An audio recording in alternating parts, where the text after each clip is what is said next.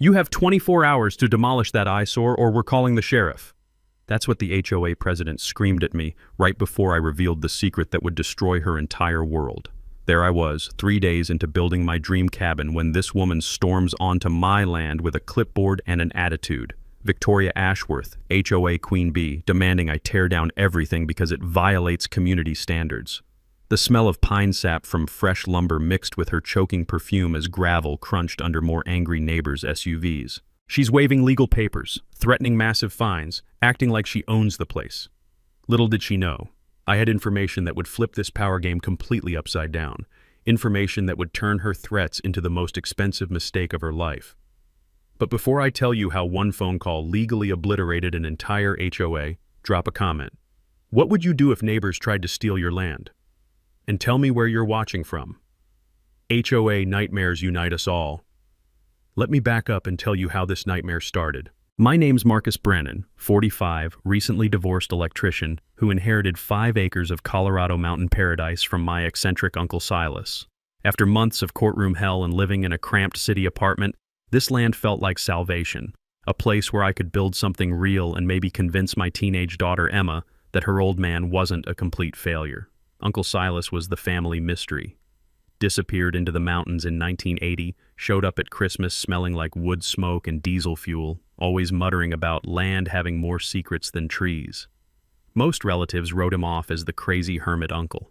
When his lawyer called saying I'd inherited his property, I figured Uncle Silas knew something the rest of us didn't. The land was breathtaking. Creek water gurgled over smooth stones, hawk cries echoed off granite cliffs, and the sharp scent of pine sap mixed with wild sage created nature's own perfume. There was an old concrete foundation where Silas had started something, plus a workshop that looked like it belonged in a frontier museum. Standing there, breathing air that didn't taste like exhaust fumes, I felt hope for the first time in months. I cashed out my 401k, quit my city job, and started building a modest log cabin. Nothing fancy, just a solid home where Emma could visit weekends and see her dad building something worthwhile instead of tearing his life apart. The rhythm of hammer on nail, the satisfying bite of saw through timber, after months of lawyers and paperwork, honest physical work felt like therapy. Day 3 of construction, she appeared. Victoria Ashworth emerged from a pristine white BMW X5 like some corporate angel of death. Mid-50s, designer business casual, clutching a leather portfolio like a shield. Her heels clicked against the rocky ground with military precision, and her perfume, some floral assault weapon, clashed with the mountain air so violently it made my eyes water. "Excuse me," she marched across my property like she owned it. "Are you the individual responsible for this unauthorized construction?" I set down my circular saw, noting how she pronounced individual like it left a bad taste in her mouth. "Marcus Brennan, building a cabin on my land. You are?" "Victoria Ashworth, Pine Valley HOA president." She flipped through papers with theatrical authority. "This construction violates multiple community covenants. No permits, no architectural review, no environmental assessment. Frankly, this rustic approach threatens our property values significantly." I looked around at pristine wilderness stretching to the horizon. "What community? I don't see any houses." "The Pine Valley Homeowners Association governs all residential properties within our jurisdiction." She produced an official-looking document. "Your uncle signed these covenants when we formed 6 months ago. You inherited his obligations." 6 months ago? Uncle Silas died 8 months ago.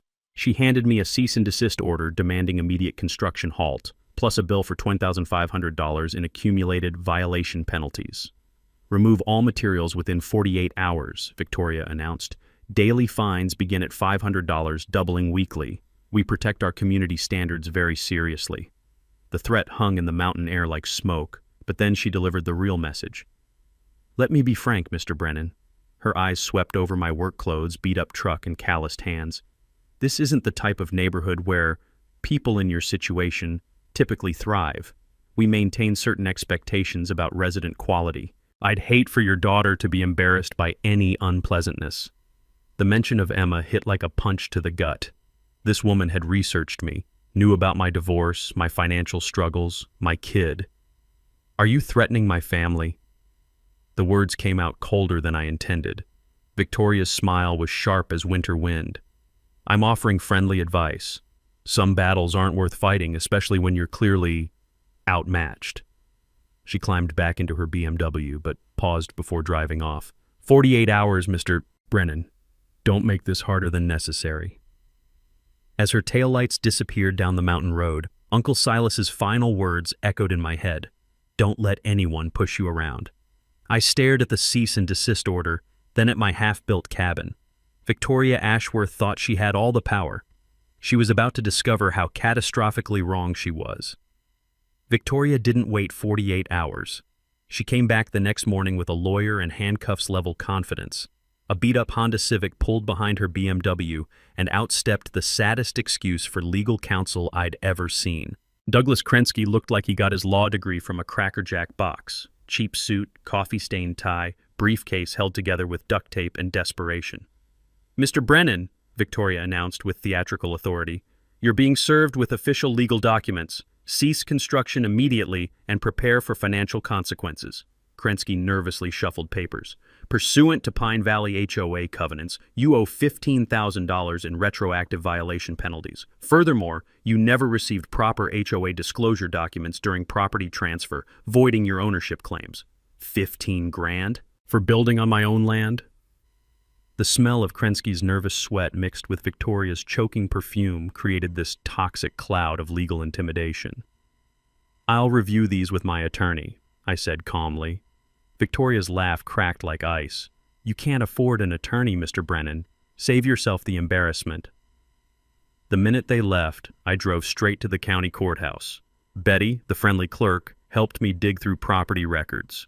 The musty smell of old documents and fluorescent light buzz created this detective movie atmosphere as I uncovered something that made my blood boil.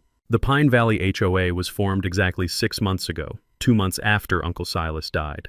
I remembered my divorce attorney once telling me that timing in legal documents is everything, and this timing was impossible. The boundaries were drawn like a perfect target around my property, including just 12 houses. My 5 acres represented 60% of their total land area. That's mighty suspicious, Betty whispered over the property maps. Looks like someone drew those lines specifically to trap your uncle's land. I pulled more records, and every HOA member was either Victoria's relative or worked for her husband's construction company. This wasn't community governance, it was organized crime with a clipboard. I'd read enough legal thriller novels to know that dead people can't sign new contracts, and neither can you be bound by agreements made after you already own the land. Time for my counterpunch. I called Sarah Kim, a razor-sharp real estate attorney. Her office smelled like fresh coffee and pure determination. This is legally impossible, Sarah said, spreading documents across her conference table. You cannot retroactively bind a dead person to new covenants formed after their death. I've seen HOA scams before, but this is brazen even by their standards. We're filing countersuits, Sarah announced. Harassment, false claims, intentional infliction of emotional distress, plus investigating how they included your property in boundaries drawn after ownership transfer. But Victoria escalated fast. 2 days later, she called an emergency community meeting. Without inviting me, obviously. My neighbor Jake attended and reported back over beers on my porch. The evening air carried wood smoke from distant fireplaces, mixing with pine forest scents that reminded me why I'd fallen in love with this place. She's got people terrified, Jake said, claiming you're some dangerous drifter with criminal background. Complete lies, but fear spreads faster than truth in small communities. Then came the digital warfare. Victoria created a Pine Valley Community Safety Facebook group, posting my photo, stolen from an old union newsletter, alongside warnings about transient criminals threatening our children and property values. The comments were vicious poison. Get this predator out. My kids aren't safe. Sheriff needs to act now. But Victoria's arrogance became her downfall. In her rush to prove the HOA had money for legal action against troublemakers, she posted their financial records publicly. Those numbers told a shocking story. $847,000 collected in special assessments over 6 months. For 12 houses, that's over $70,000 per family. For what? No community amenities, no shared facilities, no infrastructure projects. I'd learned during my own divorce that legitimate expenses always have paper trails. When lawyers can't show you exactly where your money went, it usually went into someone's pocket. Sarah nearly choked on her coffee when I showed her the Facebook evidence. She just publicly admitted to massive financial fraud. Victoria handed us a federal case on a silver platter. The next morning brought Victoria's nuclear option. A county inspector's truck pulled into my driveway. The inspector, clearly uncomfortable, handed me a citation for multiple building violations that would shut down construction completely. "Sorry, buddy," he muttered, avoiding eye contact. "Orders from the top. Someone's got serious pull at the county office." The metallic taste of corruption hung in the mountain air like smoke from a distant fire. As his truck disappeared down the mountain road, I realized Victoria had crossed a line she couldn't uncross.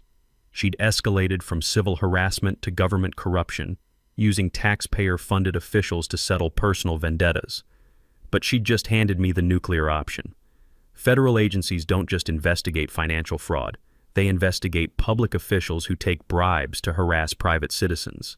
Victoria thought she was playing chess while I was playing checkers. She had no idea I was about to flip the entire board. Victoria's next move came at 3 a.m. with the sound of breaking glass and the acrid smell of diesel fuel burning my nostrils awake. I stumbled outside to find my construction site looking like a war zone. Someone had taken a baseball bat to my lumber pile, scattering 2x4s like giant pickup sticks. My generator lay on its side, fuel soaking into pine needles with that sharp chemical stench that made my eyes water.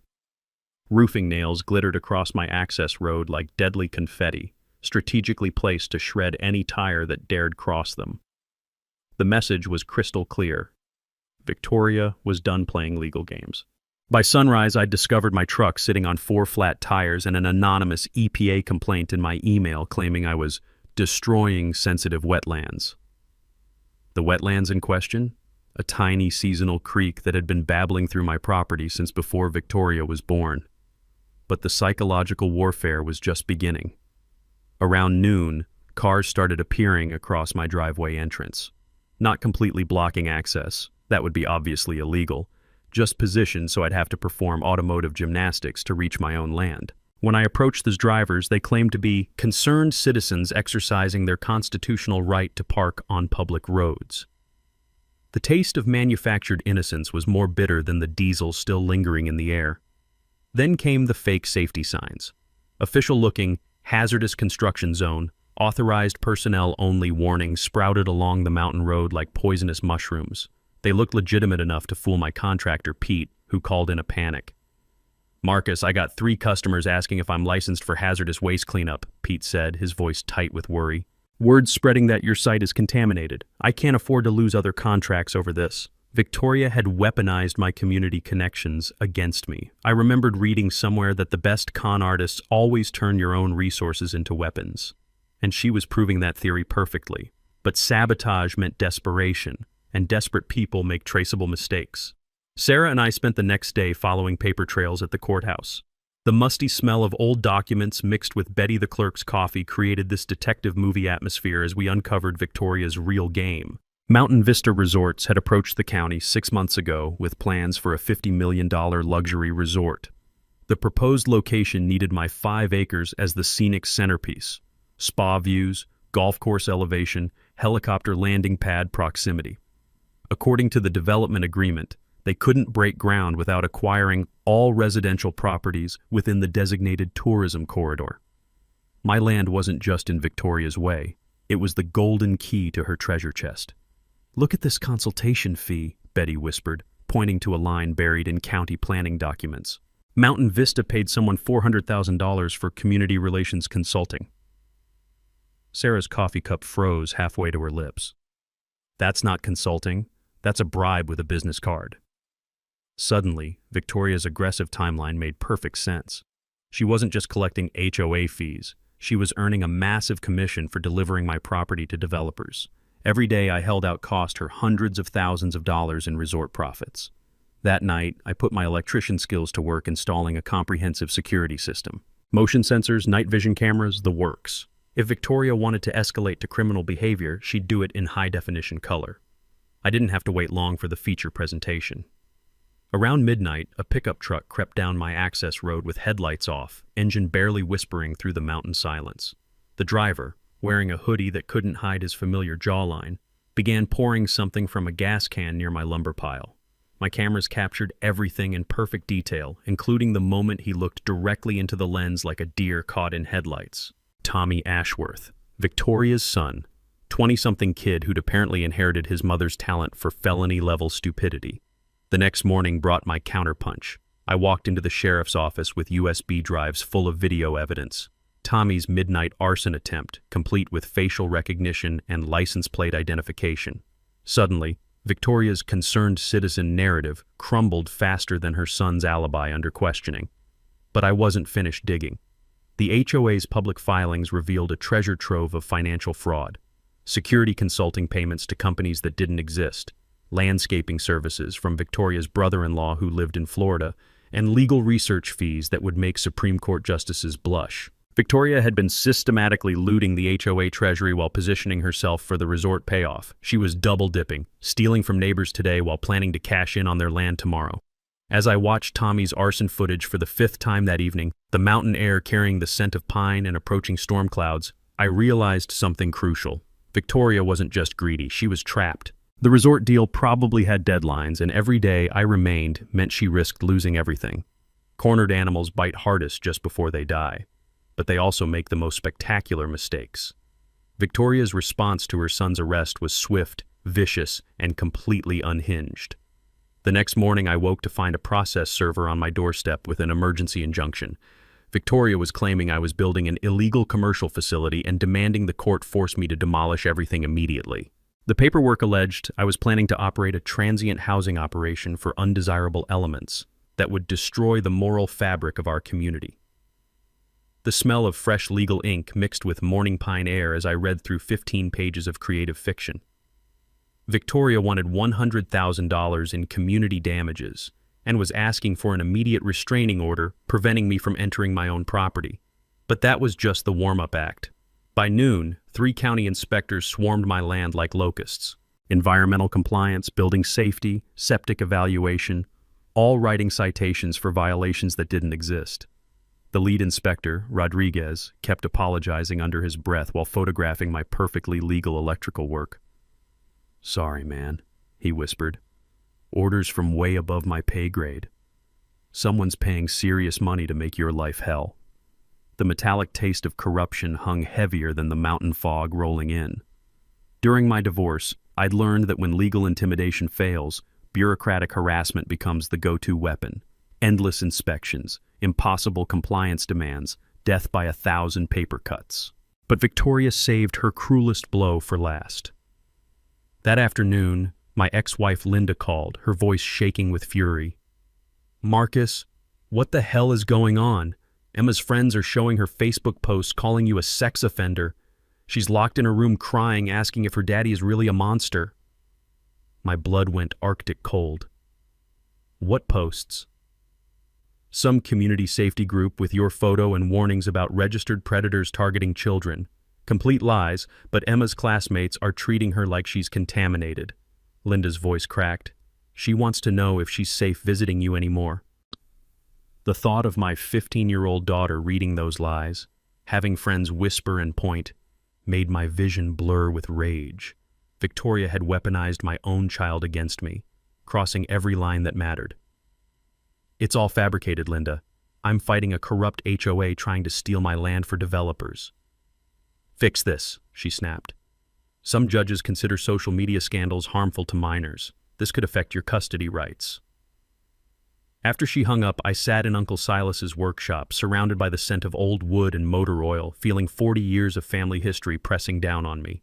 This wasn't about property anymore. Victoria was threatening my relationship with the only person who truly mattered. But her desperation had created my opportunity. That evening, my neighbor Jake knocked with urgent news. "Marcus, Victoria's group posted another emergency alert claiming you threatened to burn down the neighborhood. They're using a photo of you holding what looks like a weapon. Actually your circular saw, but photographed to look menacing." The Facebook comments were a feeding frenzy. "Call SWAT. Armed and dangerous. Protect our children." But Jake leaned closer with the real intelligence. 3 HOA families approached me privately. "Victoria's threatening their property assessments if they don't sign statements against you. They're terrified of her now, not you. More importantly, HOA treasurer Beth Morrison had been asking uncomfortable questions about missing money. Victoria had been dodging audit requests while demanding more special assessments from members. Beth found invoices for companies that don't exist, Jake whispered. Payments for work never performed. She's demanding a full financial review and Victoria's panicking. This gave me the counterpunch I needed. I called Sarah immediately. Victoria's financial house of cards is collapsing. If we can force an emergency HOA audit before she destroys evidence, we've got her. Even better, Sarah said. False sex offender accusations are federal defamation crimes. We can file criminal charges while pursuing the financial fraud. But I wanted to hit Victoria where it really hurt, her wallet. The next morning, I drove to every business Victoria's family owned or frequented. Armed with screenshots of her false posts about me being a dangerous predator, I had very calm, factual conversations with managers about their liability for supporting defamatory campaigns against local citizens. Small mountain communities live on reputation. When the auto shop, grocery store, and hardware store all suddenly became too busy to serve the Ashworth family, word spread faster than wildfire. By afternoon, Victoria's own mother called her demanding an explanation for why the family was being shunned by local businesses. That evening, as storm clouds gathered over the mountains and rain began pattering against my cabin windows, I felt the tide finally turning. Victoria had overplayed her hand, attacking too many fronts simultaneously while her financial crimes were being exposed. But I also knew desperate criminals don't surrender quietly. They detonate everything around them. The smell of approaching rain mixed with pine sap reminded me of Uncle Silas's final words about the land having secrets. Tomorrow, I would discover exactly what he meant, and Victoria Ashworth would learn that some secrets have the power to destroy entire kingdoms. The next morning, I was prying up floorboards in Uncle Silas's workshop when my crowbar hit something that definitely wasn't wood. The metallic clang echoed through the dusty space like a bell announcing destiny. Beneath 40 years of accumulated sawdust and motor oil stains, I found a steel lockbox the size of a briefcase, painted military green and locked with a combination that had probably been set during the Carter administration. The musty smell of old documents hit me like a wave when I finally cracked it open using Uncle Silas's birthday. The old romantic had used the day he bought this land. Inside were manila folders thick as phone books, corporate seals that felt substantial as gold coins, and enough legal paperwork to choke a courtroom. But it was the incorporation certificate on top that made my hands shake. Brennan Holdings LLC incorporated March 15, 1998. Sole proprietor, Silas J. Brennan. My uncle hadn't just owned 5 acres of mountain paradise.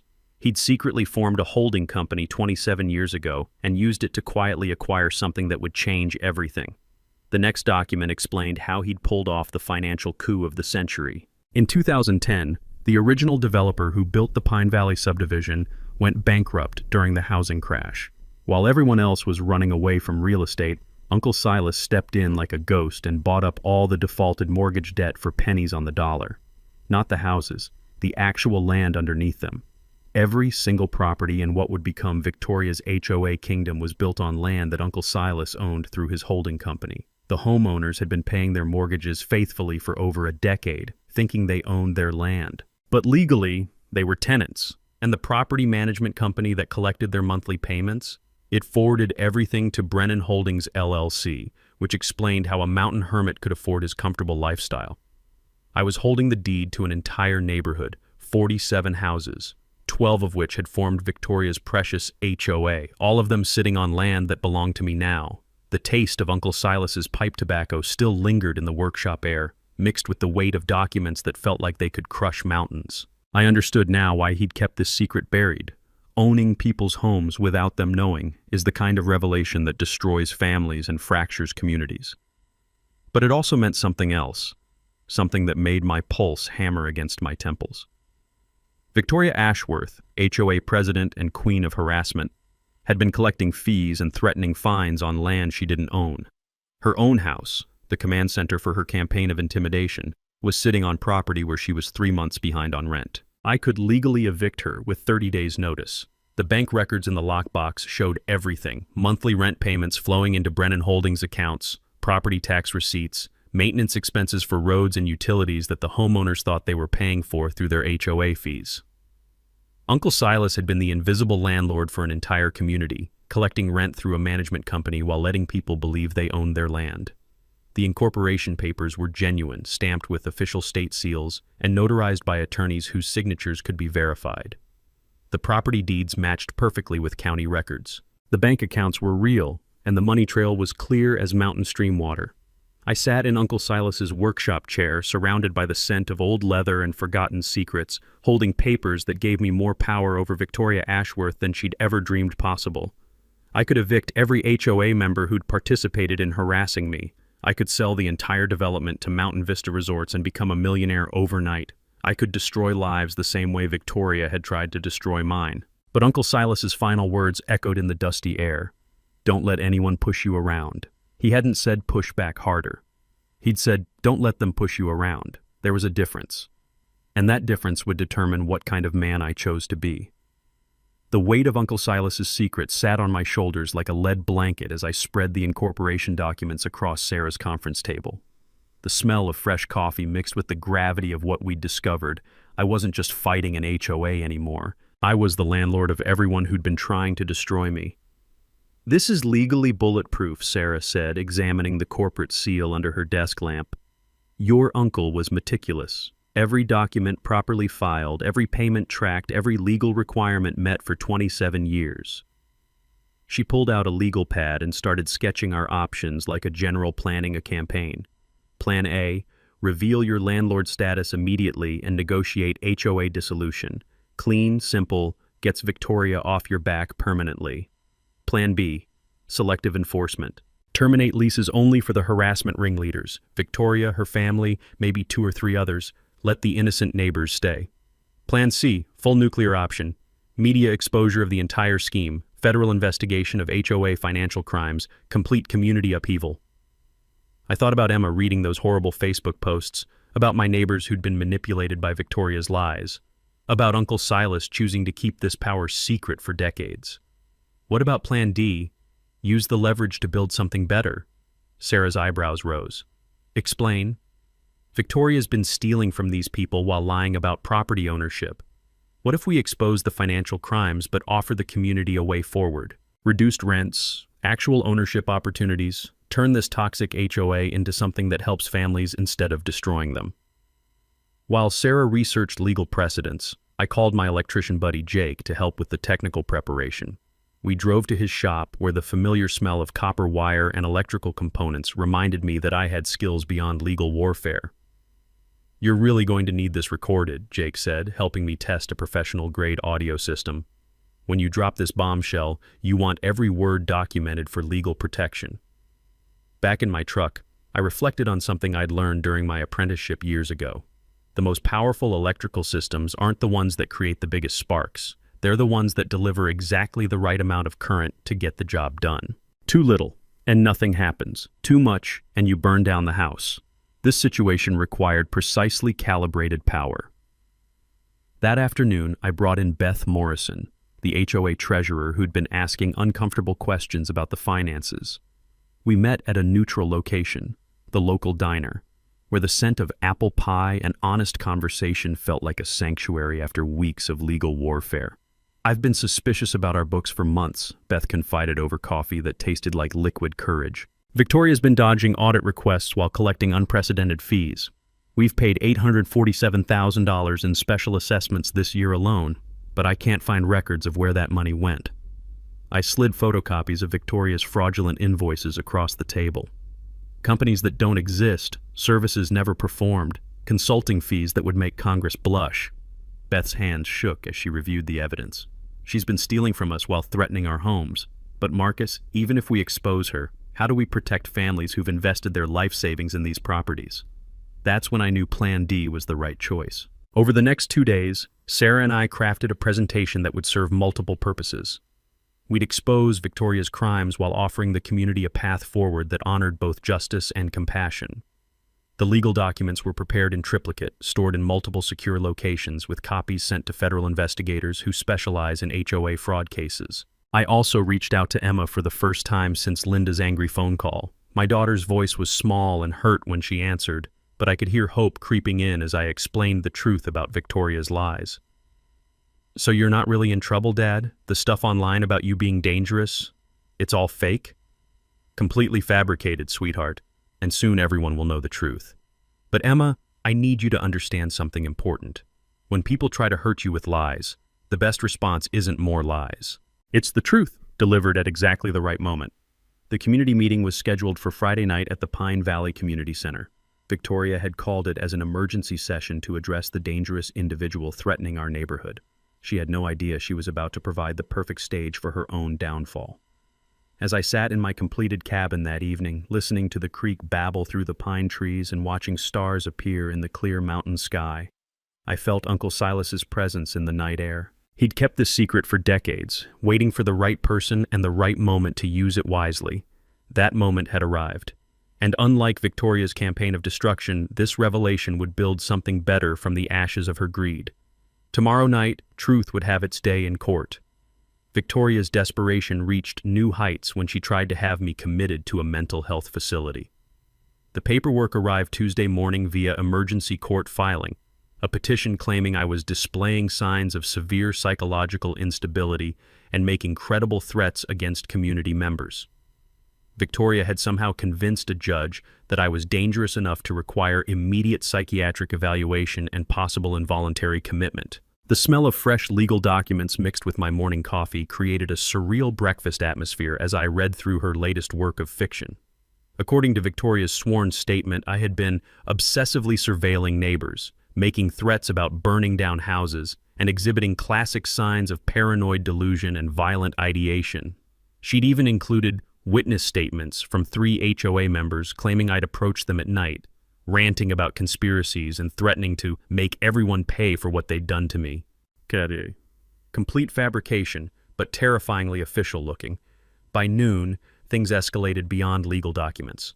A convoy of pickup trucks appeared at the end of my access road, Victoria's citizen patrol armed with hunting rifles and self-righteous fury. They weren't technically on my property, but their message was clear: step out of line and face frontier justice. The metallic taste of fear mixed with mountain air as I watched them through binoculars from my cabin porch. These weren't professional security guards. They were scared neighbors who'd been convinced I was a genuine threat to their families. Jake called with worse news. Marcus, Victoria's brother-in-law is the county sheriff. He's planning to serve that mental health warrant this afternoon with a full SWAT response.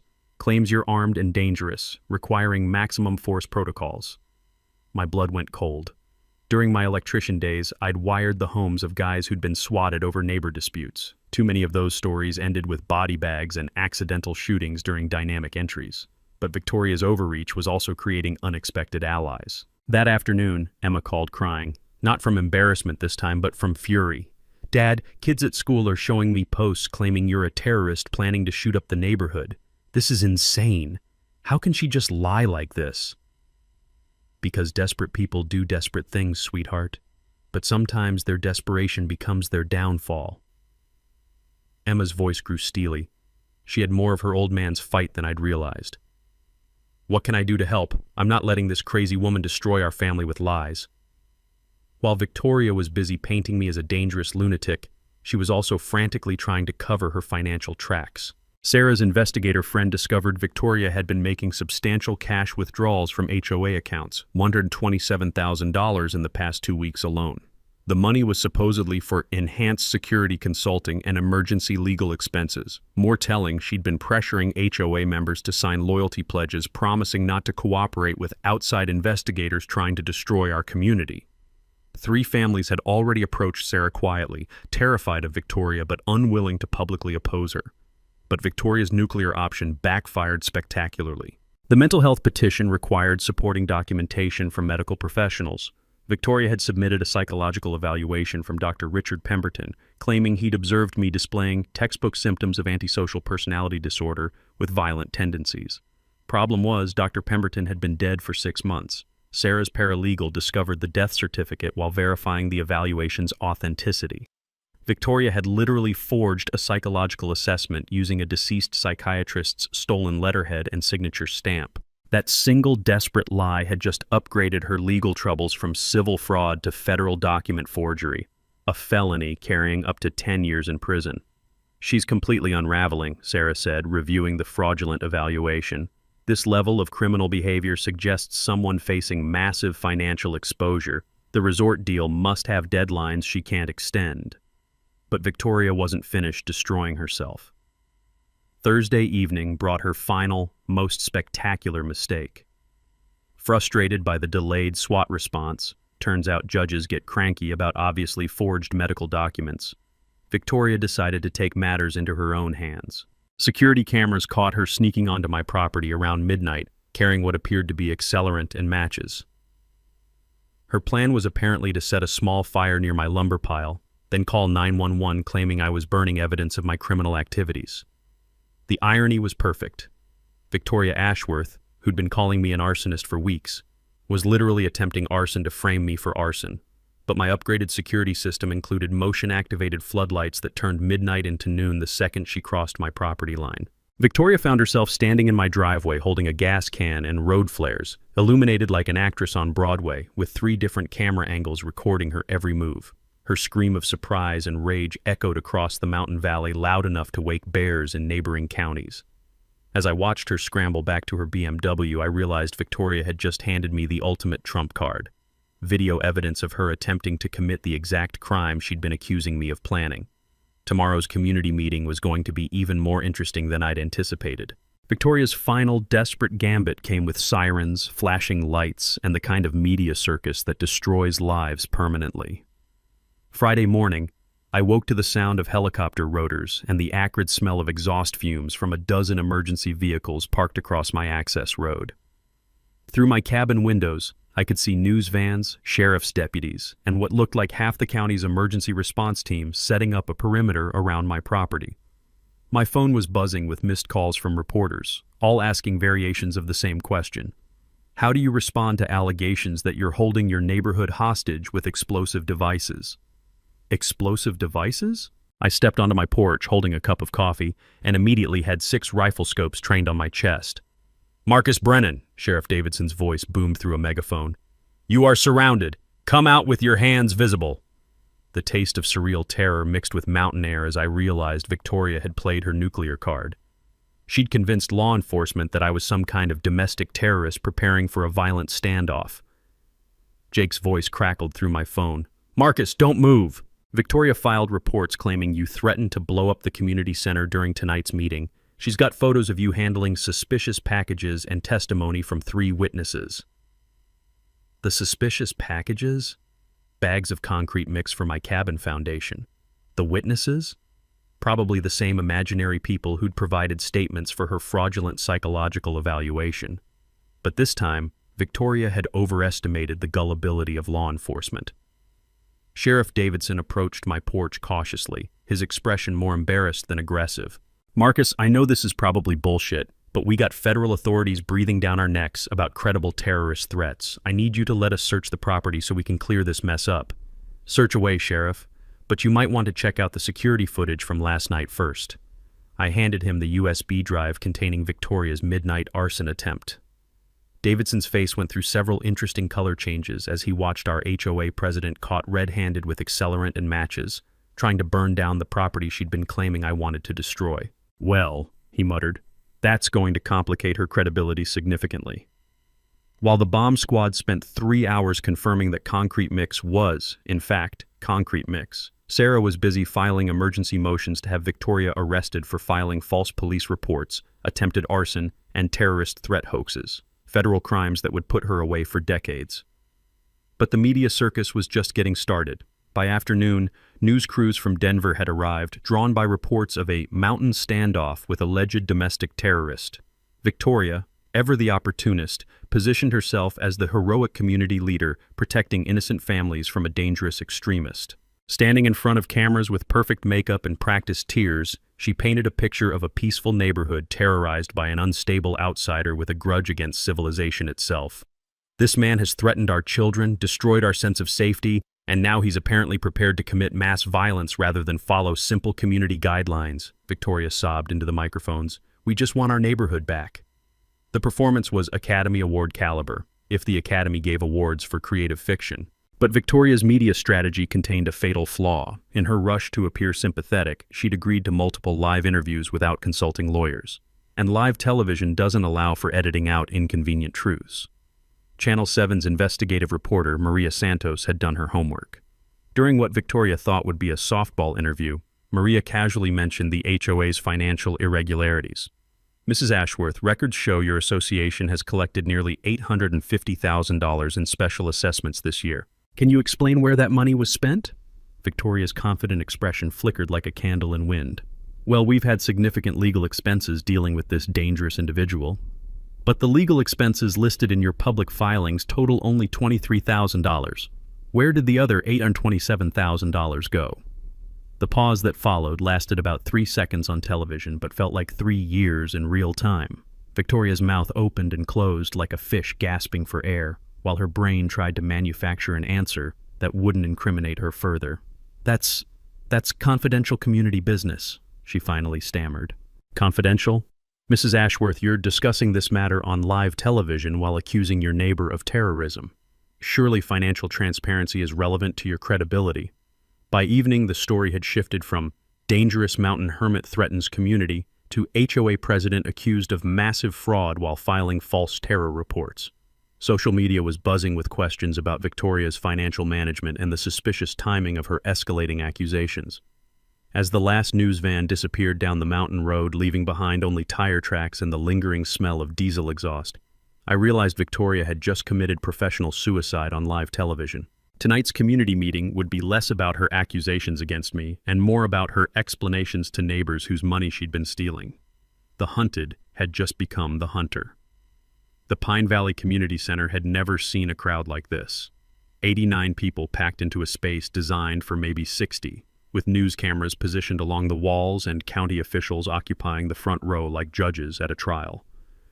The smell of nervous sweat mixed with the scent of old coffee and decades-old carpet created an atmosphere thick enough to cut with a knife. Victoria stood at this podium like a general addressing troops before battle, her PowerPoint presentation titled, "Protecting Our Community, the Marcus Brennan Threat Assessment." She'd dressed for victory. Sharp business suit, perfect makeup, voice projection that would make theater directors weep with envy. "Ladies and gentlemen," she began, clicking to a slide showing my cabin, "we gather tonight to address the clear and present danger that Marcus Brennan represents to our peaceful community." I sat in the back row, wearing my cleanest work shirt and holding a leather document folder that contained enough legal dynamite to level mountains. Sarah sat beside me, occasionally glancing at her phone where federal investigators were sending real-time updates about Victoria's financial crimes. Victoria's presentation was masterful manipulation. Photos of my threatening construction project, screenshots of my menacing social media presence, actually pictures of electrical work I'd posted to help other contractors, charts showing declining property values in areas with transient populations. "This individual owes our community $97,000 in accumulated fines and legal fees," Victoria announced, her voice rising with righteous indignation. "He has repeatedly threatened violence against families, attempted to intimidate our children, and yesterday was investigated by federal authorities for terrorist activities." The crowd murmured with fearful approval. These were good people who'd been fed a steady diet of lies for months, and Victoria's performance was convincing enough to sell ice to Eskimos. "Furthermore," she continued, clicking to a financial slide, "Mr. Brennan's continued presence threatens a major economic development opportunity that could benefit every family in this room. Mountain Vista Resorts has offered our community partnership in a $50 million project that would create jobs and increase property values significantly." Ah, there it was, the real motivation finally revealed in public, recorded by 3 news cameras and witnessed by county officials. Victoria had just admitted on the record that this entire harassment campaign was about clearing my land for developers. She opened the floor for victim impact statements, and 3 rehearsed neighbors delivered tearful testimonies about feeling unsafe and terrorized by my presence. The performance was so synchronized it looked like community theater. Then Victoria made the mistake that would haunt her forever. "Does anyone else have concerns about this dangerous individual threatening our community?" I stood up slowly, my leather folder tucked under one arm. "I do, actually."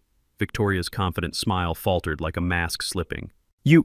You're not a member of this community. You have no right to speak here." "Actually, Victoria," I said, walking calmly toward the front, "I think you'll find I have every right to speak. In fact, I have more rights in this room than anyone else."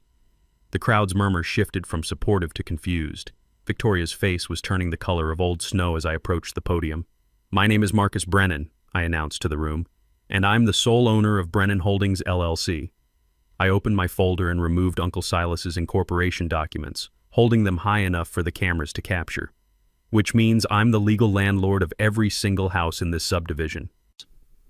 The silence that followed was so complete you could hear individual heartbeats. Then the room exploded into chaos. Gasps, shouts, the scraping of chairs as people turned to stare at neighbors they'd never realized were fellow tenants. Victoria grabbed for my documents like a drowning woman reaching for a life preserver. "That's impossible. This is our neighborhood. We own these homes." "You own the structures, Victoria, but the land underneath, that belongs to me, has for 27 years through my uncle's holding company."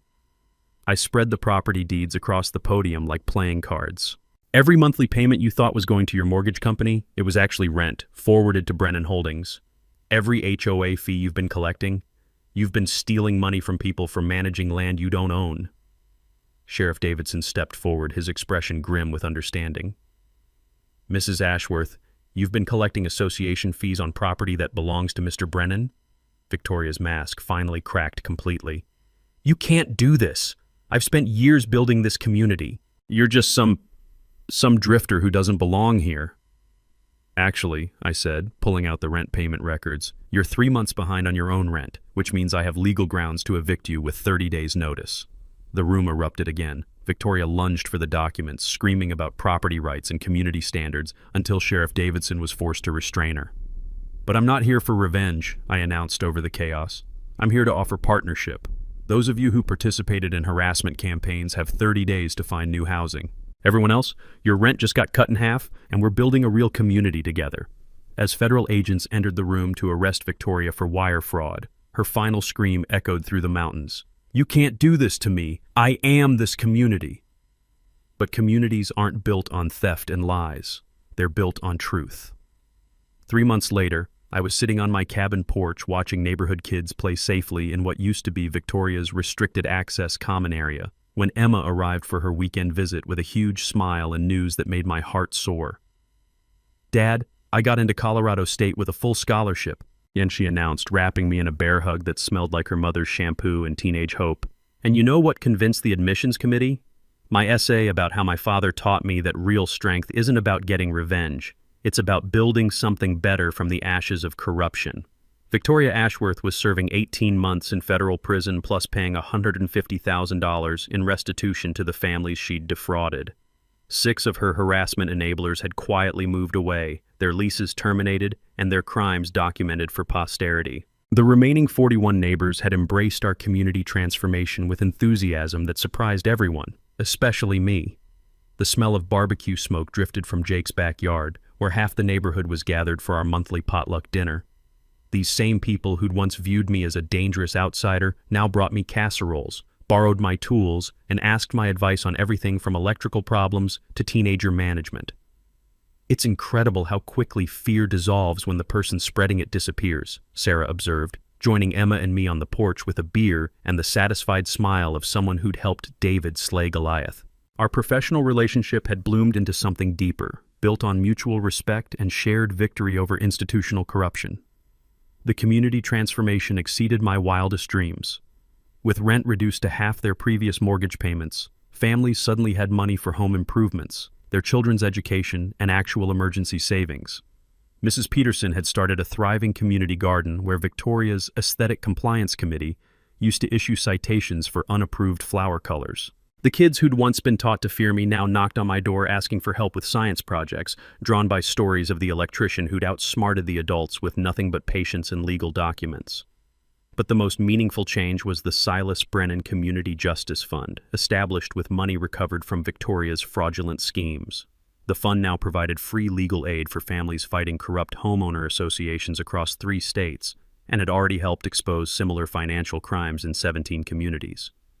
"We got another call yesterday," Sarah reported, checking her phone. "Family in Oregon facing the exact same playbook. City council trying to condemn their family farm for an Amazon warehouse, using the same bogus community benefit arguments Victoria used for her resort deal." Emma looked up from her scholarship letter, eyes blazing with inherited determination. "Are we going to help them, Dad?" "We're going to try, sweetheart. Uncle Silas taught me that real power builds communities instead of tearing them down. The financial resolution had been surprisingly healing. Rather than maximizing profits, I'd offered longtime residents the opportunity to purchase their land at cost, with zero-interest financing through the Justice Fund.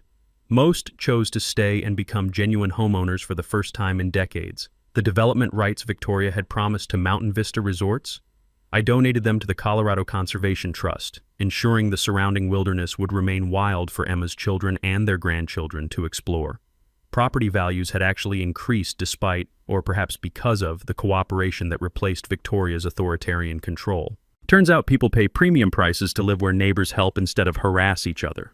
As purple twilight settled over the mountain peaks, I reflected on Uncle Silas's profound wisdom. He'd kept the secret of land ownership for decades, waiting for the right person and moment to use that power constructively. Some secrets are too dangerous for weak hands but become instruments of justice in strong ones. Emma was reading college brochures by porchlight when Sarah handed me a thick envelope postmarked from Portland. That Oregon family I mentioned? They've heard about our victory and want to know if the guy who destroyed an entire corrupt HOA can help them save their century-old farm from corporate greed. I opened the envelope, breathing in the scent of hope and new challenges. Another David versus Goliath story, another chance to prove that ordinary people with extraordinary determination can still triumph against corrupt systems. Ready for your old man to take on City Hall next, Emma? Her grin was pure mischief mixed with fierce pride. Let's do it, Dad. But this time I want to help with the legal research. As we planned our next battle for justice, children's laughter echoed across the valley where Victoria's angry threats used to ring. Sometimes the sweetest victory is building something so beautiful it erases the memory of ugliness. Drop a comment sharing your own HOA nightmare story. You're not alone in these battles, and your experience might help other families fighting similar corruption. If this story helped you understand your rights against predatory community associations, smash that subscribe button and hit the bell for HOA Stories, where we expose the truth about power-hungry neighbors and the legal weapons ordinary people can use to fight back. Next week, when City Council tried to steal our family farm for Amazon warehouse, they had no idea about Great-Grandpa's mining claims. Thanks for watching HOA Stories. If this episode made you laugh or shake your head at HOA madness, hit that like button and drop your opinion below. We post HOA Karen Chaos and Neighborhood Showdowns every week, so be sure to subscribe to catch the next unbelievable story.